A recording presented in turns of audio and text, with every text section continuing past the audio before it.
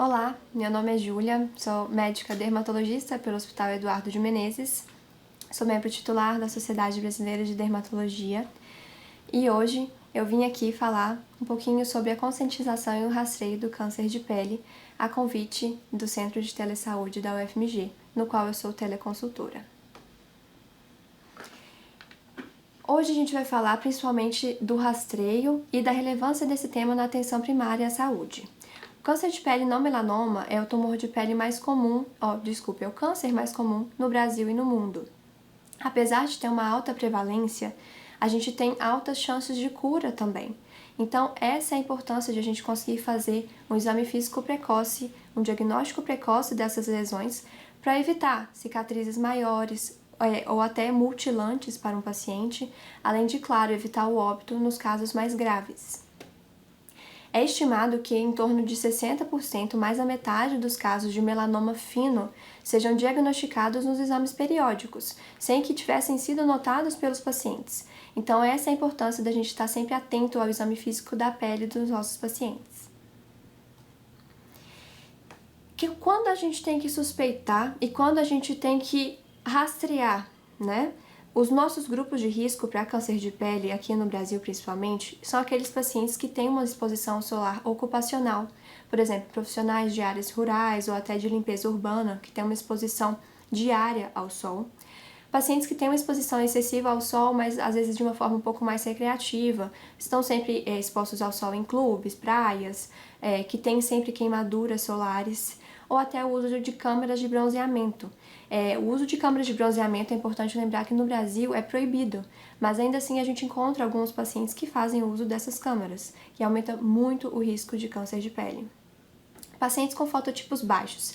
Aqueles pacientes muito branquinhos, de cabelos muito claros, olhos claros, eles têm um risco maior de apresentar câncer de pele, porque eles protegem, têm menos melanina, então a deficiência dessa melanina protege menos a pele contra os raios de sol.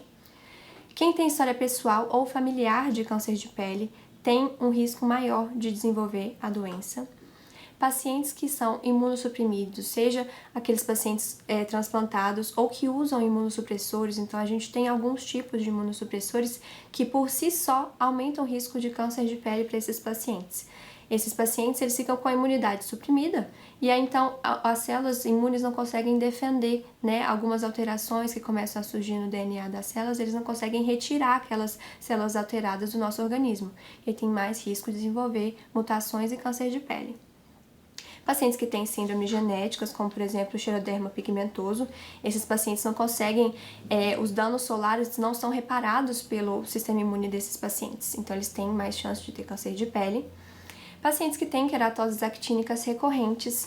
Quando um paciente chega e a gente vê que aquela pele tem um dano solar muito importante, o paciente tem várias lesões já pré-malignas, hiperqueratóticas, a gente sabe que aquele paciente ele tem sim um risco maior de desenvolver uma lesão maligna.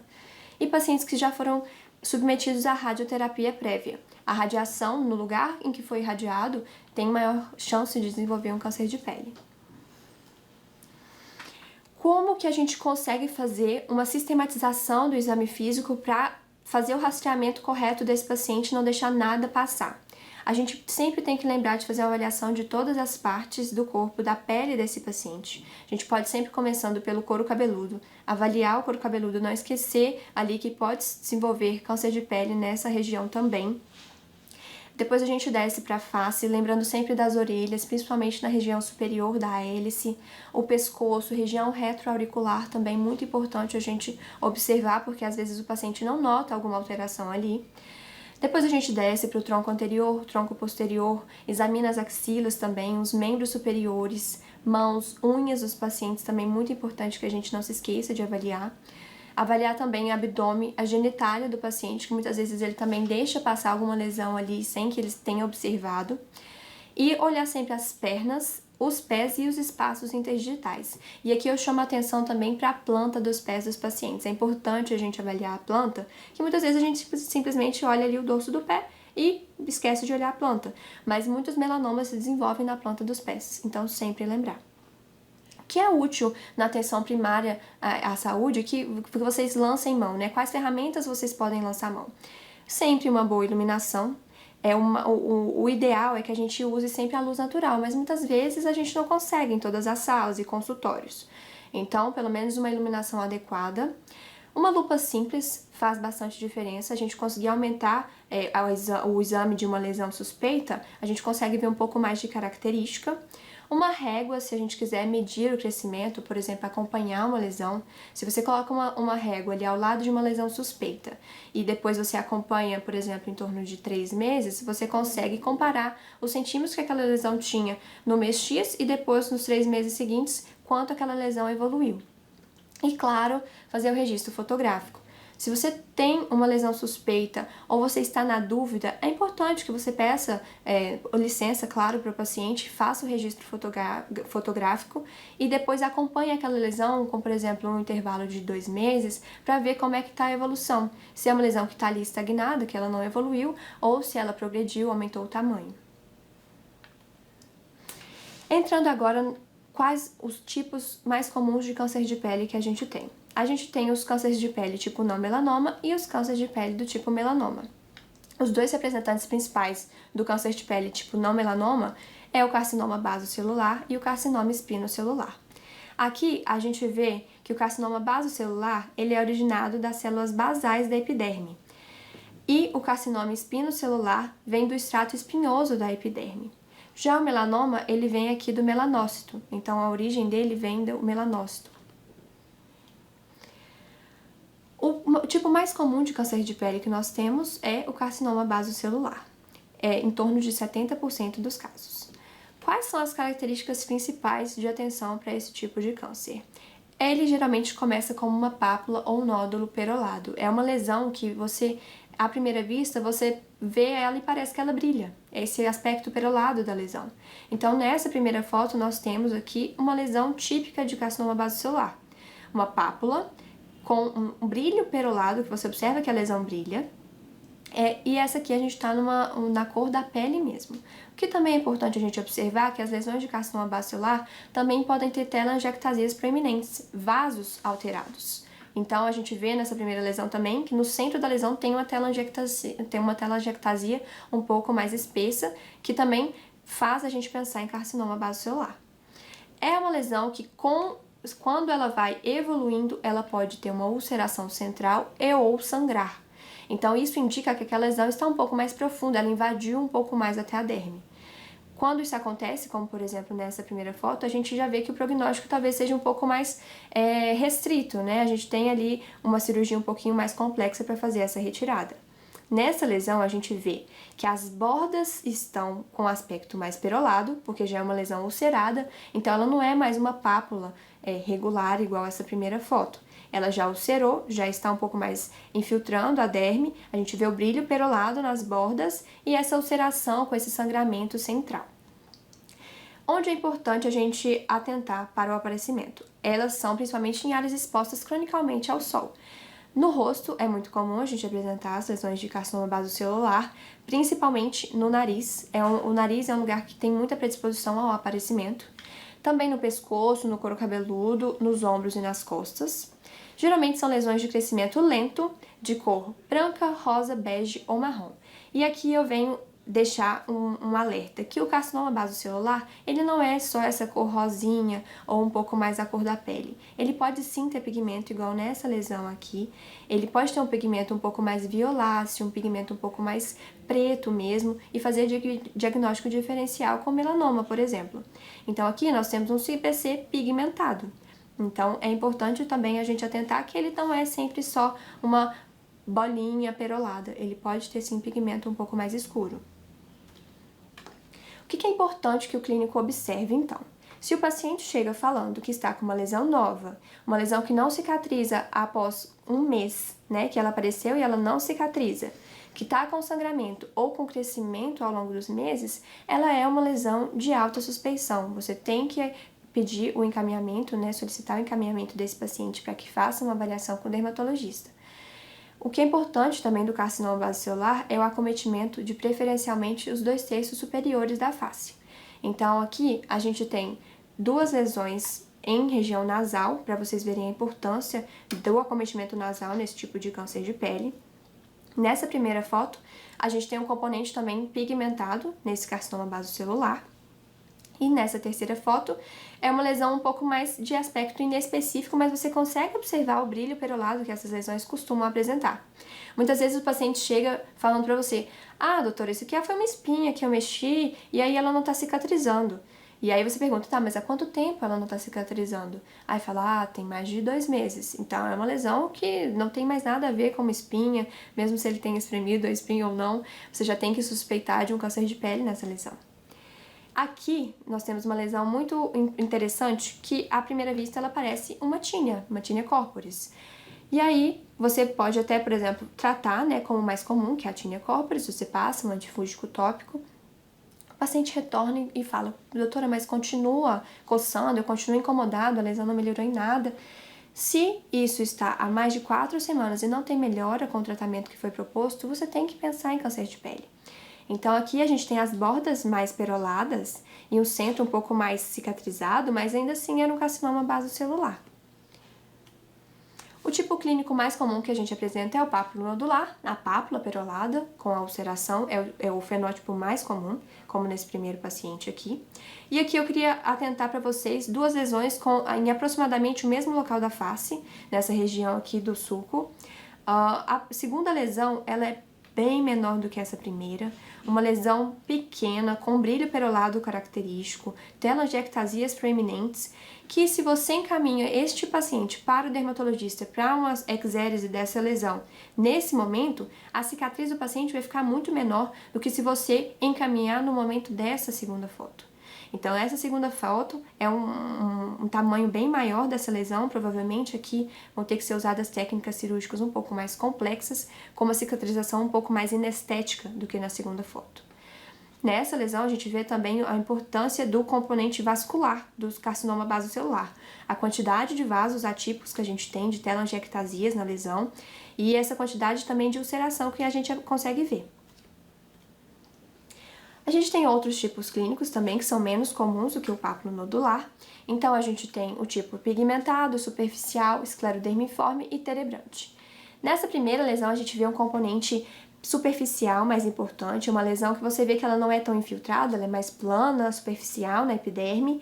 A gente vê que as bordas têm um pouco mais de pigmento, então tem um aspecto de um CBC também pigmentado nessa lesão, mas o mais importante que a gente vê é o carcinoma basocelular superficial. Nessa segunda lesão, a gente vê, aí sim, um carcinoma basocelular pigmentado. Mas à primeira vista, se um paciente chega para você com essa lesão de pele, você tem que principalmente pensar em 2 possibilidades. A primeira, nessa lesão, você tem que pensar no melanoma, na verdade. Então, provavelmente eles pensaram primeiro em melanoma nessa lesão e quando foram fazer a biópsia, era um carcinoma basocelular pigmentado.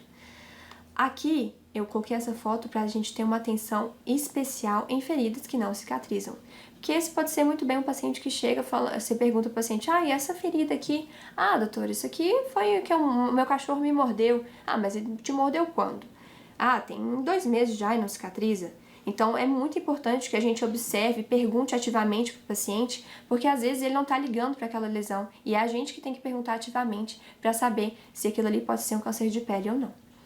Essa lesão aqui desse nariz do paciente entra como o tipo do carcinoma basocelular esclerodermiforme, que parece mais uma cicatriz. Ele é um tumor que não é tão infiltrado externamente, mas internamente ele infiltra mais. Então ele tem um potencial de metástase local um pouco maior. O prognóstico dele é um pouco pior.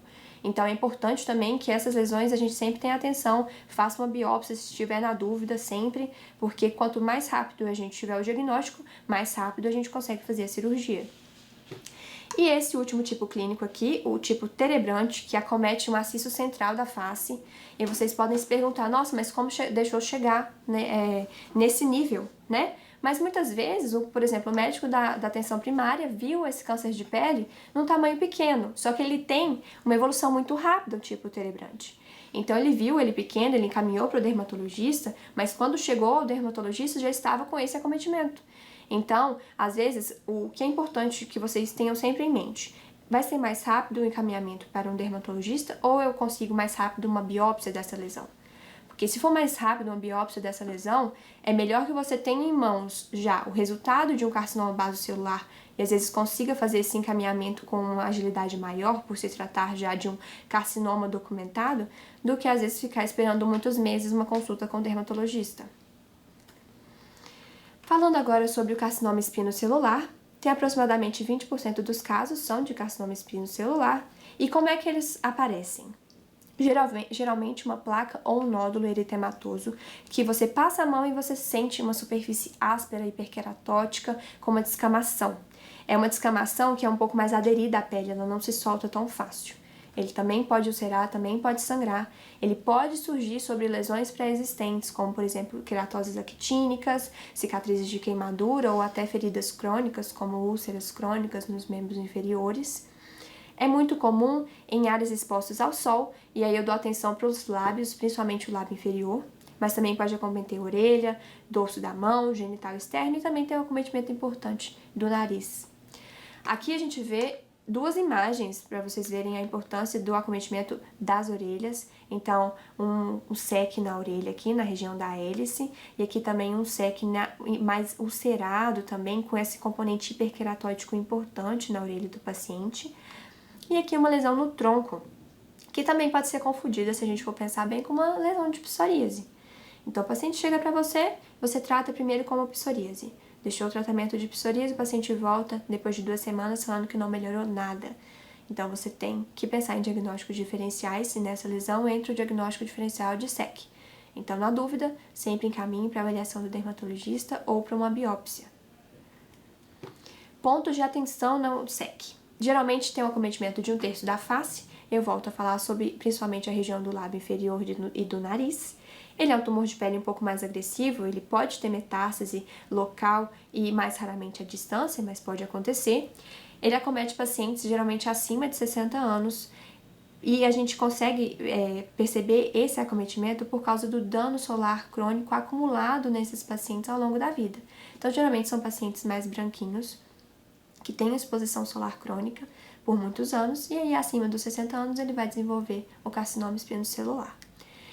A capacidade maior de metastatizar do SEC é quando ele está numa superfície mucosa, depois numa superfície semimucosa e por último quando ele está na pele. Então, se você tem um SEC em mucosa, você tem que ter mais atenção ainda porque ele tem mais potencial de metástase.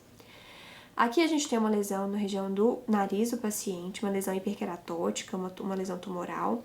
Aqui também, provavelmente era uma pápula que se ulcerou, né? A gente vê a quantidade de crosta que tem essa lesão, crosta hemática, que geralmente indica a ulceração e um acometimento mais invasor desse tumor.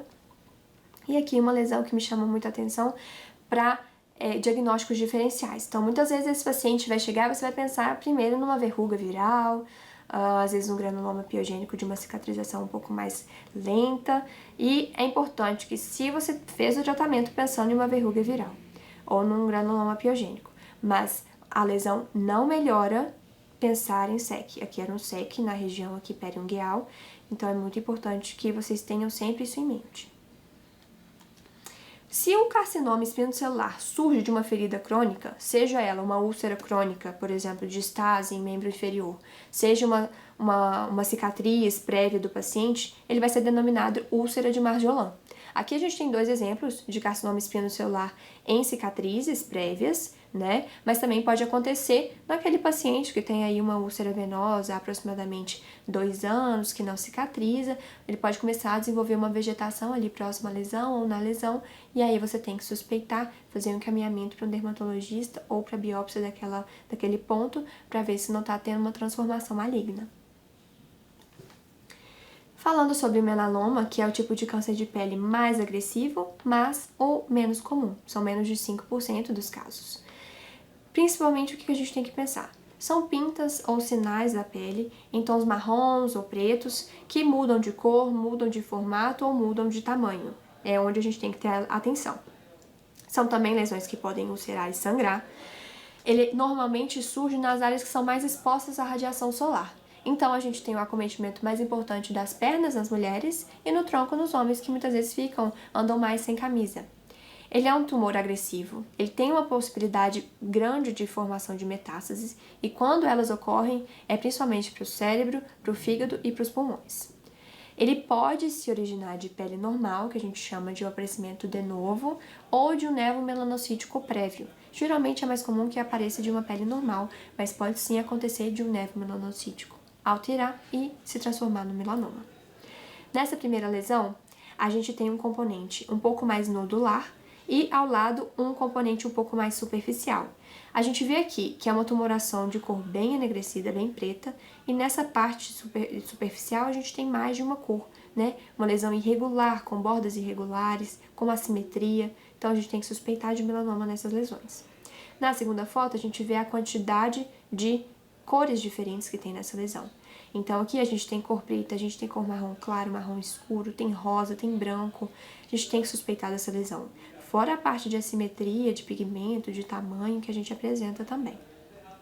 Nessa terceira lesão, a gente vê um componente importante infiltrativo, né? Um componente nodular, talvez mais importante nessa lesão.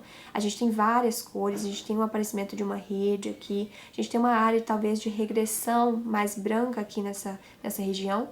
E um ponto de atenção aqui, que eu deixo para vocês, é essa quantidade de pontinhos que a gente tem ao redor da lesão.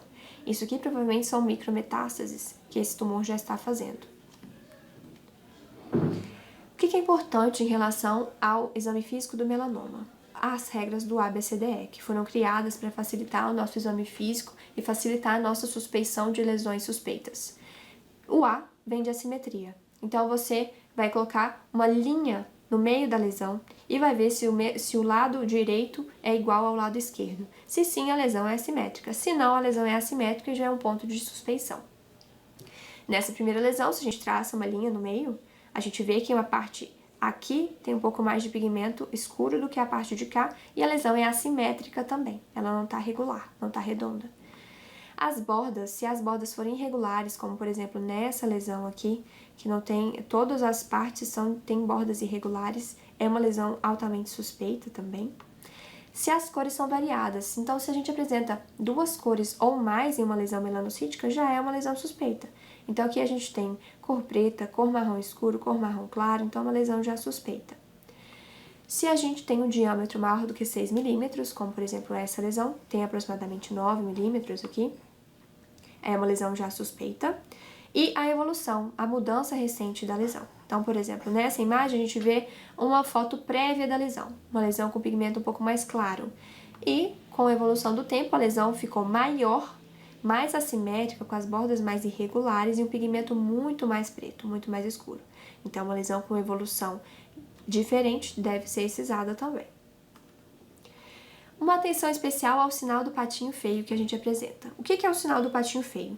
Você olha o paciente como um todo, por exemplo, o dorso dessa paciente, e observa todas as lesões. Se tem alguma lesão melanocítica que destoa das demais, esse é o sinal do patinho feio. Então, essa paciente, por exemplo, nós temos várias lesões que se assemelham, provavelmente ceratoses seborreicas. E a gente tem aqui na região escapular dela uma lesão irregular, assimétrica, muito preta, que é o sinal do patinho feio nessa paciente. Se você bate o olho nas costas, no tronco de um paciente e você vê primeiro uma lesão, fique atento àquela lesão, que aquela lesão pode ter um componente de malignidade importante. A gente tem, então, algumas formas clínicas para falar sobre o melanoma. O mais comum é o extensivo superficial, mas também nós temos o melanoma nodular, o acral, que é muito relevante na pele preta, e o melanoma lentiginoso, ou lentigo maligno melanoma, que é mais relevante em pacientes com mais de 60 anos em áreas fotoexpostas. Aqui a gente tem duas lesões de melanoma. A primeira a gente vê a quantidade de irregularidade das bordas, as cores que são variadas, incluindo esse pigmento um pouco mais branco central, o tamanho da lesão, que também é importante, aqui é uma lesão de mais de 6 milímetros, aqui uma lesão que tem um componente que provavelmente poderia ser um nevo melanocítico aqui, por exemplo, e de repente começou a surgir esse componente mais preto e irregular aqui, também uma lesão de melanoma. O melanoma extensivo superficial é o mais comum, ele é mais o que a gente chama de melanoma fino, ele geralmente não tem uma invasão tão importante, então acaba tendo um prognóstico um pouco melhor. É uma lesão que tem geralmente irregularidade nas bordas e mais de um pigmento, como por exemplo nesse primeiro caso, que era o melanoma. Aqui no ombro desse paciente, que a gente tem mais de uma cor, uma lesão irregular, provavelmente maior do que 6 milímetros.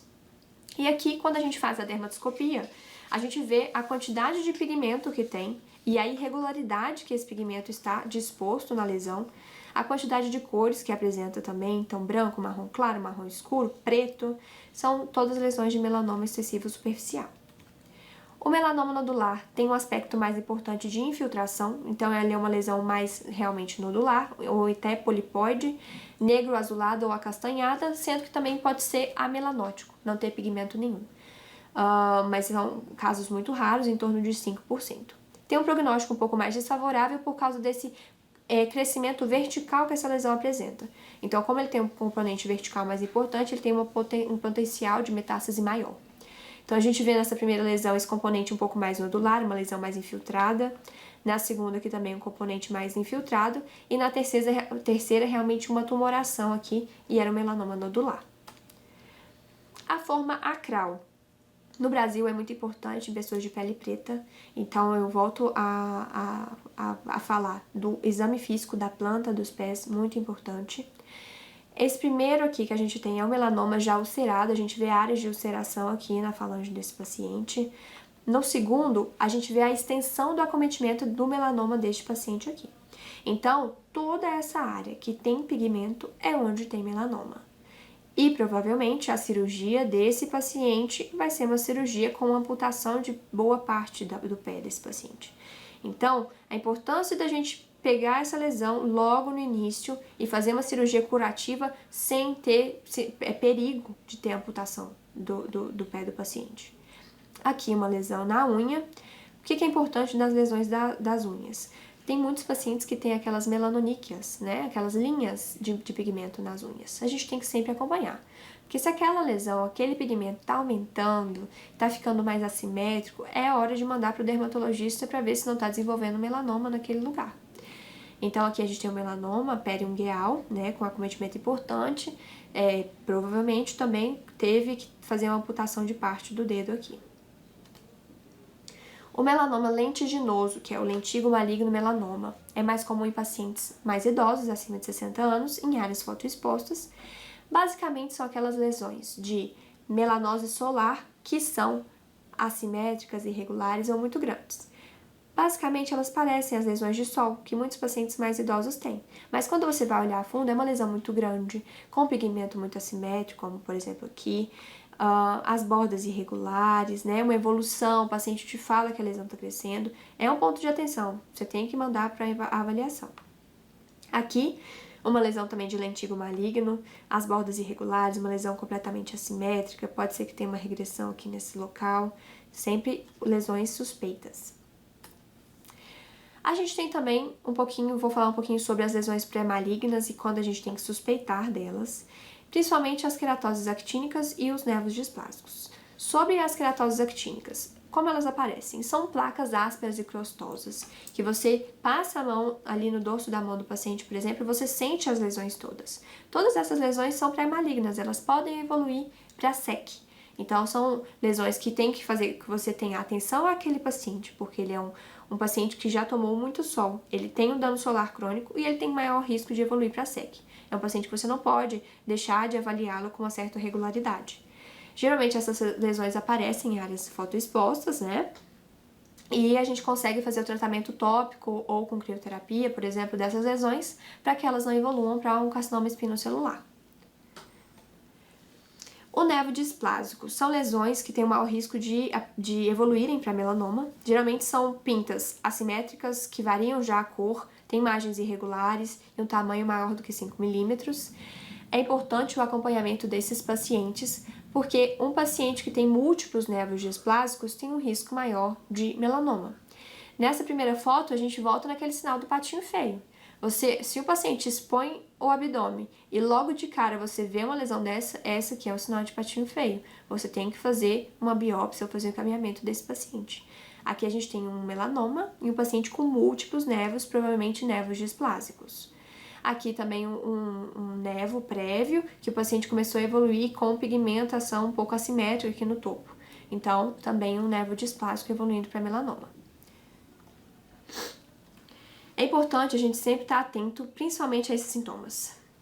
Se a gente tem uma lesão de pele que está elevada, que está brilhando, você vê ali que ela pode ser vermelha, pode ser castanha, pode ser rosa. Se ela tem uma crosta central, se ela sangra com facilidade, é importante que a gente tenha uma suspeição dessas lesões e encaminhe para a avaliação. Se tem uma pinta preta ou castanha que está mudando a cor, antes ela tinha só o pigmento preto, agora ela está ficando um pouco mais elevada, ou então ela está sangrando com uma certa regularidade, se ela está crescendo, é importante a atenção também. Ou uma mancha, ou uma ferida que não cicatriza, não importa a forma com que o paciente te diga que aconteceu a primeira lesão. Se ele fala que foi o cachorro que mordeu, que foi uma espinha que espremeu, se ela não está cicatrizando em torno de 4 semanas, é importante que seja suspeitado de câncer de pele. Se a lesão está crescendo, se ela está apresentando coceira, muitas vezes o paciente fala também que ela está sentindo fincadas na lesão, se ela sangra ou se ela está erodida também é importante. E principalmente lesões suspeitas em áreas de alto risco. Então, pacientes com lesões principalmente na face, né? Então, pálpebras, orelha, nariz, lábio. Se o paciente tem lesões genitália ou mãos e pés, principalmente por causa da cirurgia que vai ser feita para tratar aquele câncer, né? No rosto a gente tem uma preocupação estética, nas mãos e pés uma preocupação também com a funcionalidade, né, daquele paciente. E na genitália que também tem uma preocupação estética importante. O que o clínico precisa se atentar, por exemplo, na hora da biópsia? Nós temos opções de biópsia incisional ou excisional. A incisional, a gente tira um pequeno pedaço de uma lesão. Então, por exemplo, nessa primeira imagem, a gente tem uma biópsia excisional, que vai ser feita a retirada completa da lesão. Se é uma lesão muito grande, a gente tem que pensar na possibilidade de primeiro confirmar aquele diagnóstico para depois fazer a retirada completa. Então, eu vou voltar aqui no exemplo desse paciente, desse melanoma acral. Com o tamanho dessa lesão, muitas vezes a gente não vai conseguir fazer uma biópsia excisional já de cara. Então, a gente pode lançar a mão da possibilidade da biópsia incisional, retirar um pedaço dessa lesão, mandar para análise. Aí o diagnóstico vai ser confirmado, eles vão te dar o estadiamento daquele melanoma, e aí a partir do diagnóstico e do estadiamento vai ser programada a cirurgia curativa ou os tratamentos que forem necessários para esse paciente.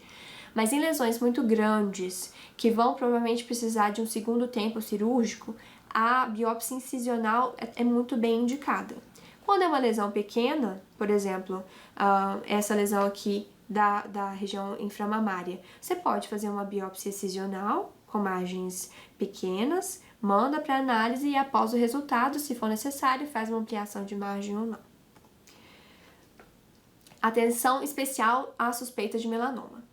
Se você tem uma suspeita de melanoma, sempre a preferência é por uma excisional, se possível.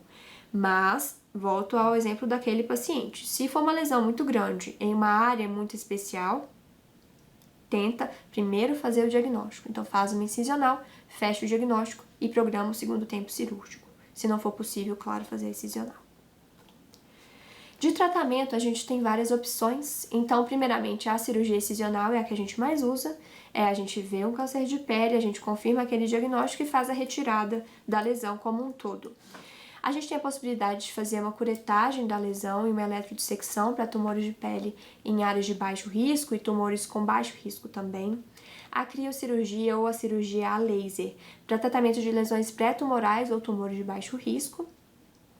A cirurgia micrográfica de Mohs é o tratamento padrão ouro que a gente tem para tumores de pele. É uma cirurgia em que o patologista fica dentro do bloco cirúrgico juntamente com o cirurgião. A lesão de câncer de pele é retirada, é enviada ali no momento para o patologista. O patologista analisa todas as bordas para avaliar se as margens estão livres ou não. Caso as margens não estejam livres, logo ali, intraoperatório, o cirurgião já opera de novo a margem que está acometida até que 100% das margens estejam livres e o paciente pode ser submetido ao fechamento da ferida cirúrgica. Então, é o melhor, o padrão ouro que a gente tem. Não está disponível tanto quanto gostaríamos, por exemplo, no SUS, mas é o melhor que a gente tem. A terapia fotodinâmica é muito usada para tumores pré-malignos, não é tão comum a gente ter a possibilidade de fazê-la. A quimioterapia para tumores malignos que tem baixa chance de curativa só com a cirurgia. a radioterapia ou a imunoterapia também para tumores, por exemplo, melanoma, ou tumores irressecáveis. Em relação à prevenção e educação ao paciente, o que é muito importante que a gente frise sempre com os pacientes, oriente, seja na atenção básica, seja na atenção secundária. O uso de chapéus, camisetas com proteção UV, óculos escuros, protetor solar, evitar a exposição ao sol entre 10 e 16 horas, que é onde tem um índice maior de radiação. Fazer o uso de fotoprotetor diariamente. É importante que o protetor tenha proteção contra o UVA e o UVB. Lembrando que o UVA é mais associado ao fotoenvelhecimento e o UVB é mais associado com as queimaduras solares e aí o risco de câncer de pele, né? O que é importante também em relação a, por exemplo, esses pacientes que têm uma exposição sazonal, então, todo janeiro vai à praia, todo janeiro queima, fica com queimadura de 1º grau. Essas queimaduras sazonais dão mais risco de melanoma, que é o pior câncer de pele, do que, por exemplo, o paciente que está sempre exposto ao sol cronicamente ao longo do ano. Usar sempre protetor solar com FPS de no mínimo 30, reaplicar a cada 2 horas se estiver ao ar livre ou se estiver com suor, né, ou água ali em contato. No dia a dia, usar uma vez de manhã e reaplicar no horário de almoço. Consultar o dermatologista uma vez ao ano para fazer o exame físico completo de todas as lesões de pele.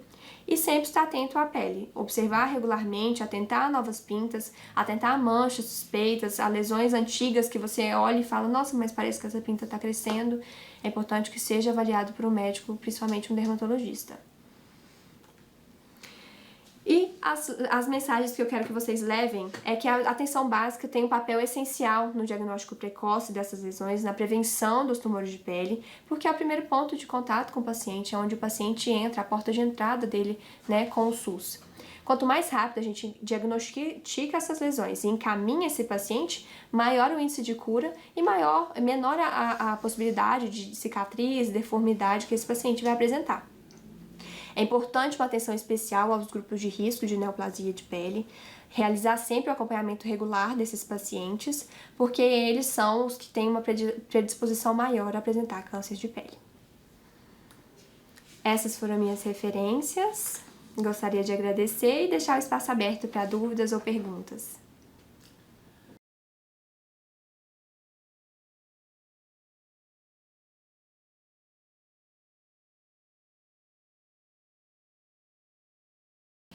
Sim, as verrugas podem. Se a gente tem uma verruga, né, com vírus HPV, se elas estão ali há muitos meses ou anos, elas podem sim ter uma transformação maligna e aí vai virar principalmente o carcinoma espinocelular.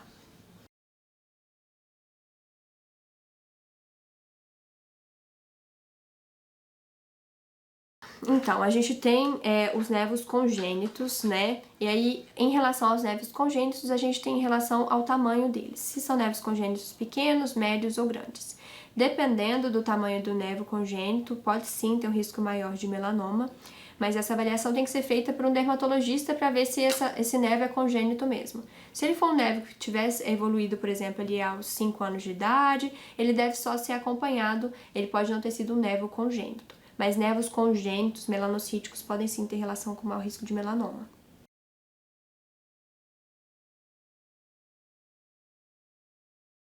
Não é indicado retirar os névios de forma preventiva. O indicado é fazer sim a avaliação anual com o dermatologista e o dermatologista consegue, junto com nossos exame físico, exames complementares, avaliar as lesões que são realmente suspeitas. Essas lesões suspeitas é que devem ser retiradas.